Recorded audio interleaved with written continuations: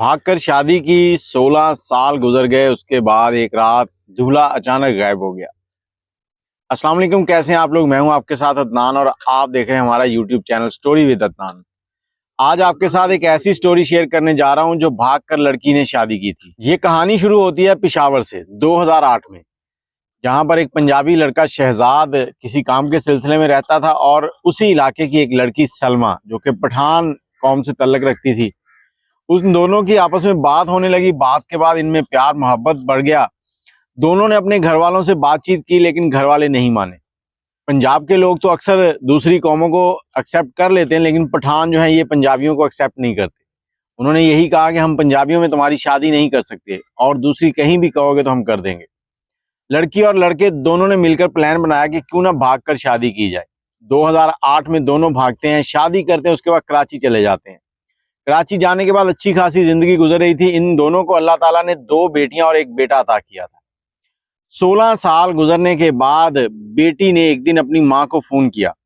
Phone کر کے کہتی ہے کہ ماں بڑی اداس ہو گئی ہوں، میں آپ سے ملنا چاہتی ہوں، میں آپ لوگوں سے معافی مانگنا چاہتی ہوں کہ وہ جو غلطی تھی ہو گئی، ہم نے شادی کر لی، ہم دونوں بڑے ہنسی خوشی رہ رہے ہیں، لیکن مجھے آپ کی یاد بہت آتی ہے۔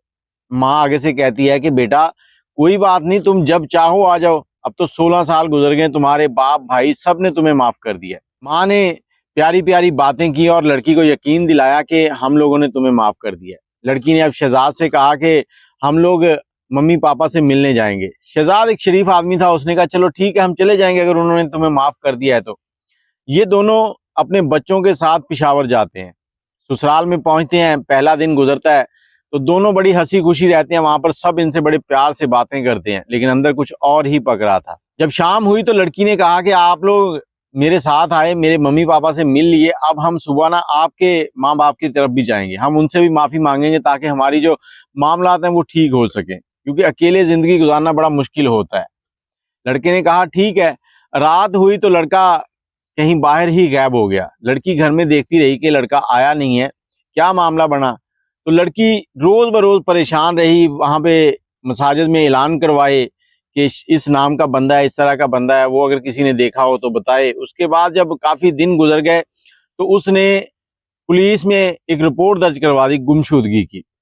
رپورٹ درج کروانے کے بعد اس کی حالت جو ہے اس کے غم میں دن بدن خراب ہوتی جا رہی تھی، وہ بیمار ہوتی جا رہی تھی۔ تو سلمہ کی بہن جو ہے ایک دن اس کے پاس آئی، کہتی آؤ میں تمہیں تمہارے شوہر کے پاس لے چلتی ہوں، مجھے پتا ہے کہ تم اس کے بغیر بہت اداس ہو، مجھے پتا ہے کہ وہ کہاں ہے۔ وہ اس کو لیتی ہے اور ایک قبرستان میں چلی جاتی ہے۔ قبرستان میں جا کر اسے ایک قبر دکھاتی ہے تو یہ اس سے پوچھتی ہے یہ کیا ہے؟ کہتی یہ تمہارے شوہر کی قبر ہے۔ تو اس نے اس سے پوچھا کیوں، یہ کیا ہوا؟ تو اس نے کہا کہ تمہارے باپ اور بھائی نے اس کو قتل کر دیا، انہوں نے اپنی بے عزتی کا بدلہ لیا ہے، اب تمہارے لیے یہی بہتر ہے کہ تم گھر جاؤ اور آرام سے زندگی گزارو، سب تمہیں معاف کر چکے ہیں، بس تمہارے شوہر کو انہوں نے معاف نہیں کیا تھا، تو اس لیے تم اس گھر میں آرام سے رہ سکتی ہو، اپنی باقی کی زندگی گزار سکتی ہو۔ لڑکی کہتی ہے کہ میں نے 16 سال اس کے ساتھ گزار دیے، وہ میرا شوہر تھا، میں اس کی جان تھی، وہ میری جان تھا، میں کیسے صبر کر جاؤں؟ میں تو تھانے جاؤں گی کہ تم لوگوں نے دھوکے سے ہمیں بلا کر قتل کیا ہے۔ اب گھر میں جاتے ہیں، جانے کے بعد سارے گھر والے آپس میں باتیں کر رہے ہیں کہ ہم نے اس کو دھوکہ دیا، اس کو بلایا یہاں پر کس طرح سے چکر دے کر، تو اب اس کو سارا پتہ چل گیا، یہ تھانے جا کر بتائے گی تو ہم لوگ تو پھنس جائیں گے۔ اب انہوں نے فیصلہ کیا کہ اس کو بھی قتل کر دیتے ہیں۔ اس کی قبر کی تیاری کی گئی، اسی شہزاد کی قبر کے ساتھ ایک قبر نکالی گئی، اس کو قتل کیا گیا اور اسی جگہ دفن کر دیا گیا۔ پھر ان بچوں کی وجہ سے ایک علاقے کے اندر تھوڑی سی چہمگوئیاں ہونے لگیں کہ یہ ان کے ماں باپ کہاں گئے۔ تو پولیس نے دیکھا کہ پہلے باپ غائب ہو گیا، اس کے بعد ماں غائب ہو گئی، تو ایک FIR لانچ ہو جاتی ہے پولیس کی مدعیت میں۔ اب اس FIR کے بعد جب علاقے میں پوچھ گچھ ہوئی تو پتہ چلا کہ اس کے ساس اور سسر نے دونوں لڑکی اور لڑکے کو قتل کر دیا تھا۔ پولیس مجرموں کو پکڑنے کے لیے جگہ جگہ چھاپے مار رہی ہے، لیکن مجرم فرار ہیں۔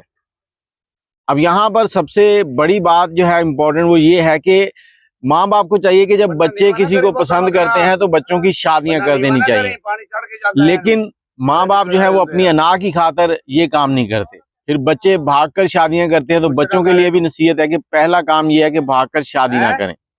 اگر بھاگ کر شادی کر لی ہے تو پیچھے پلٹنے کا کبھی بھی ایسا خیال نہ کریں، کیونکہ پیچھے والے لوگ جو ہوتے ہیں وہ آپ کو ظاہری طور پر تو لگے گا کہ آپ کے ساتھ ٹھیک ہے، لیکن پھر یہی ہوگا کہ وہ آپ کو قتل کریں گے، آپ کے بچے جو ہیں وہ ساری زندگی رل جائیں گے، در در کی ٹھوکریں کھائیں گے۔ باقی آپ کو اس کہانی سے کیا نتیجہ ملتا ہے کمنٹ میں ضرور بتائیے گا۔ اللہ حافظ۔